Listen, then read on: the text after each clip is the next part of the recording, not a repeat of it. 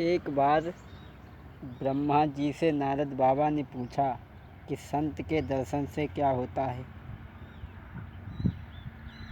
ब्रह्मा जी ने कहा, नारद तुम जाकर के नाली के कीड़ा से पूछो, वो तुम्हें बताएगा। नारद बाबा गए, नाली के कीड़ा से पूछा कि संत के दर्शन से क्या होता है। वो कीड़ा तुरंत मर गया। फिर नारद बाबा दौड़े, बोले, पिताजी वो कीड़ा तो मर गया। तो ब्रह्मा जी ने फिर कहा कि अब जाओ गाय के बछड़ा से पूछो। गाय के बछड़ा से पूछा, वो भी मर गया। फिर दौड़े, बोले, पिताजी वो भी मर गया।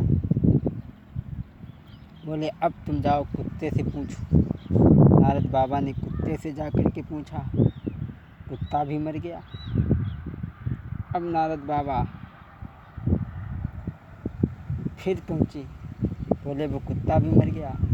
बोले, अब तुम एक राजा के घर जाओ, उसके घर में पुत्र जन्मा है, वो तुम्हें बताएगा कि संत के दर्शन से क्या होता है। नारद बाबा चले और वहाँ पहुँचे। नारद बाबा जाओ सोचने लगे, जिससे पूछत बाहे मरी जाती। और कौन राजा के लड़के को ख़त्म हुई गो तो आपत्ति आई यही। लेकिन फिर भी गए और जा कर के पूछा। जब उस बालक से पूछा तो बालक कहने लगा, नारद बाबा बहू तुम्हारी फूटी। अरे हम कीड़ा सी बछड़ा बन गए, बछड़ा से कुत्ता बन गए। अब कुत्ता से हम राजा घर में पैदा भय आई। संत के दर्शन से का होती अब तो पूछती। तो दोस्तों, मेरा तो कहने का मतलब यही है कि संत दरस को जाइए, तज माया अभिमान।